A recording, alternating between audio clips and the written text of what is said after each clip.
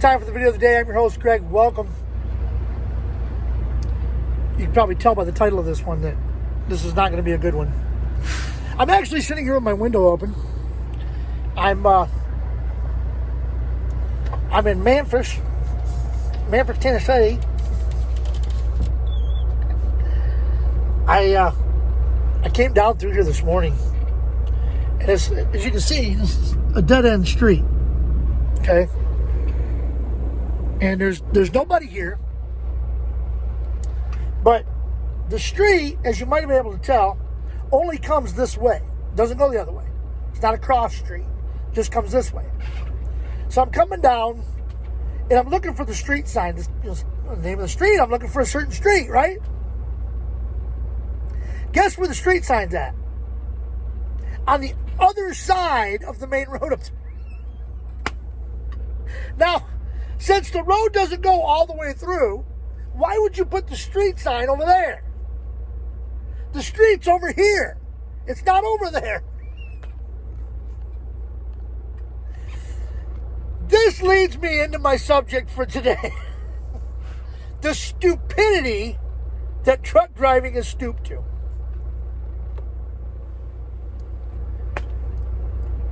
I had half a mind to get a video of this, and I probably should have, so I could have put it in here.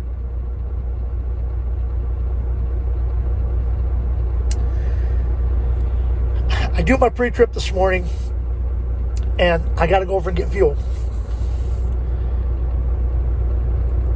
I pull out of my parking spot, and right in front of me, like across the way here, is the building where they do the mechanic work. And the building to do the mechanics work is sitting this way. Okay, no, I'm not John Cena. It sits this way, okay? So the people pull in from this side, and then they can drive out from this side. There's two trucks parked right in front of that door, the opposite direction, blocking the doors. Not that it matters, because there's nobody in there that time of day anyway. But they're still parked where they're not supposed to. That's not a parking spot. Well, then some numbnut backs up to the Love's Supply trailer, which is right next to that building, and parks there. Because those other two trucks are parked there. I'm not done. Beside that building, parked this way, same as the building, are parking spots. They only go so far, so that there's room to get around the end of them to get back into the fuel islands. I'm driving along the parking lot, and I'm looking, I'm thinking, how the hell am I going to get through here? And as I get there, I realize there's a spot. Just wide enough for one truck to get through. I had to swing out this way and come back through and pull through that spot in order to get to the fuel islands. There must have been 12 to 15 trucks parked over here where they're not supposed to park. Okay? The guys that got in there first and parked on the curb, if they got to get up and leave, they're screwed. The guy up there is definitely screwed because there were 3 deep. The rest of these are 2 deep. Bumper to bumper, 2 deep. Them guys got to get up and get out, they're fucked. They're going to have to go ask 4 or 5 people to move. So, I pull around the fuel island. There's 4 trucks over here. There's an empty island. There's a FedEx truck in here, which we'll get to in a minute. And then there was another empty island at the end. The empty island at the end had a truck that had pulled forward. So I didn't want to go there, just in case he decided to go in and do something, take a while. So I pulled into the one that was empty and didn't have anybody in front of it. As I pull in, I see water flying up off this FedEx truck. Figure, they got a hose hooked up or something, and he's out there spraying his windshield off. I've done that a lot of times. I was wrong. This driver, a professional driver, FedEx, has his own bucket, his own scrub brush, his own hose, with his own nozzle on it.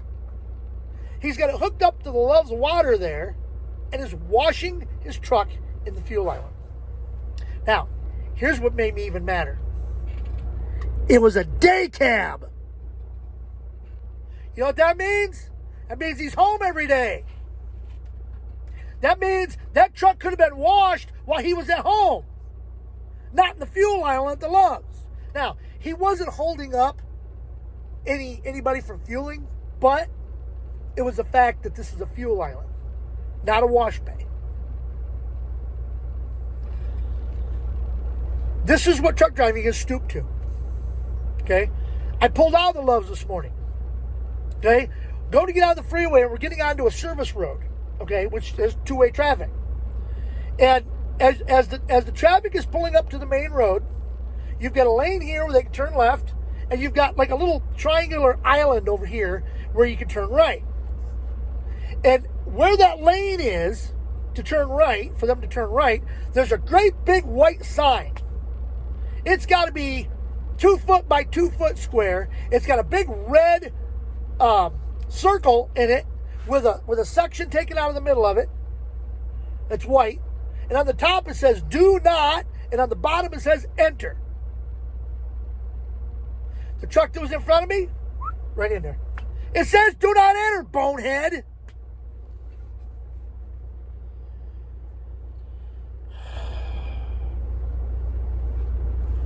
And then, of course, we have the bright lights. These new General Motors trucks, I hate their lights. They got those little lights on the outside of the headlights.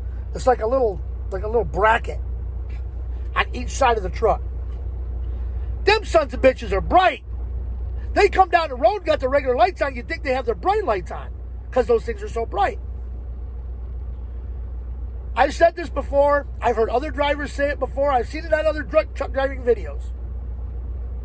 When you want to let the driver know that he has clearance and he can come over, do not flash your bright lights.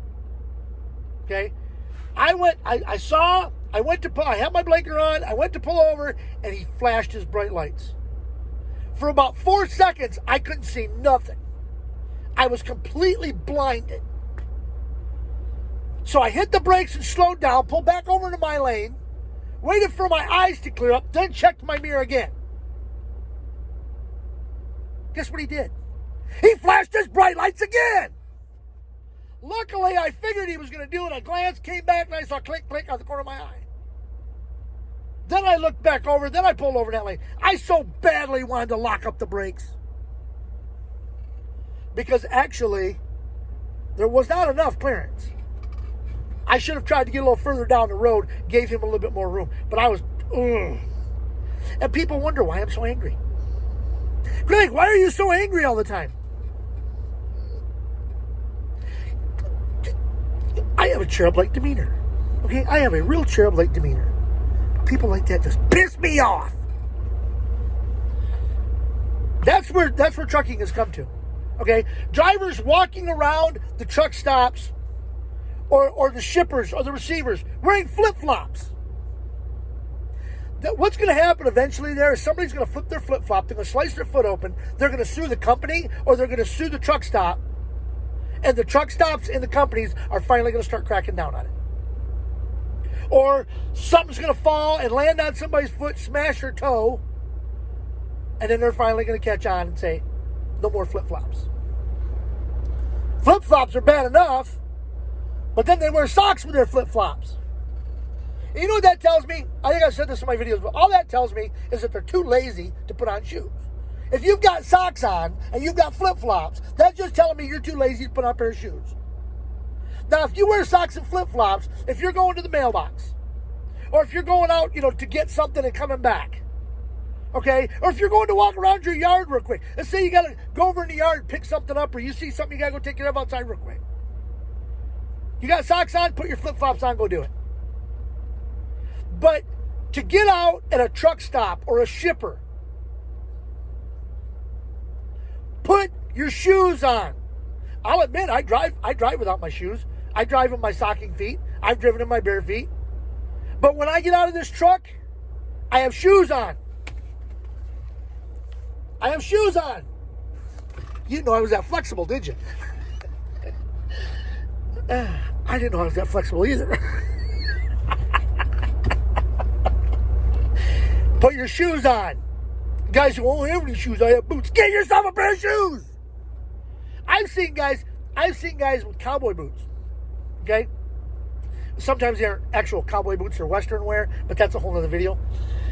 They'll slide their cowboy boots, and they won't even pull their pants over them. They'll just leave them. That's fine.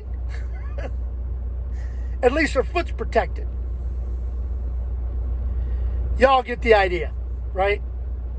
This is what trucking has come to. And I could go on probably all day with the different stupid things I see in trucking. I touch on one other thing before I finish off. That right there. Now, mine has a problem with the antenna that I've mentioned to the boss, and he hasn't done anything about it yet. That is a handy little device, especially if all the trucks have them. Okay? You can help others, and others can help you. Okay? When I get to one of my stops, and I get to the top of the hill, and the guard shack is at the bottom of the hill. I have to go down and check in. Okay? I have to walk. Now, if this worked, which you can see, I'm on channel 27 already. I get on channel 27. I could call them.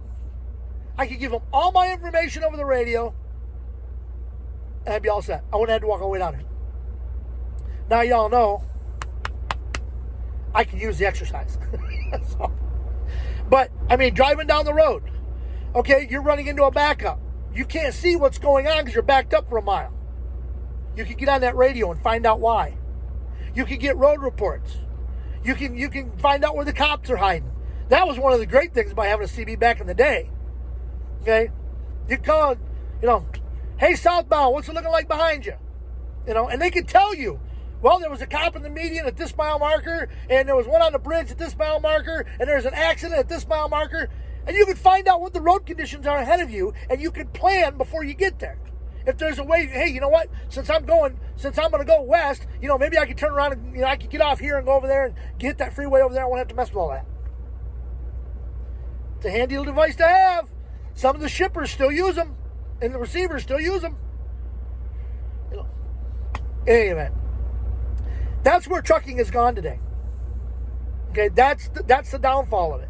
And they're getting these guys in here that don't know how to drive. And I'll do a whole other video about what they're teaching these guys and how they're not teaching them properly. That's a whole other video. All right. So this is September the 10th. Tomorrow is the anniversary of the attacks on the World Trade Center. We will never forget that. And I think the Democrats have forgotten that. I really do. I'm not going to get into the politics of it today because that's not what the video is about. All right. So I'm going to wrap this up, get it put together for you, get it put on, and want everybody to have a great weekend, a great rest of the week. I don't know. I may post another video this weekend. I don't know. Remember, like, comment, share this video. Let people know that the Greg the Crazy Trucker is out there, and I'm creating havoc wherever I go. If you're on YouTube, hit the subscribe button down below and hit the little bell, and you'll get notified whenever I post a video. All right? So until next time, this is your host of the video of the day, Greg the Crazy Trucker, saying, see ya!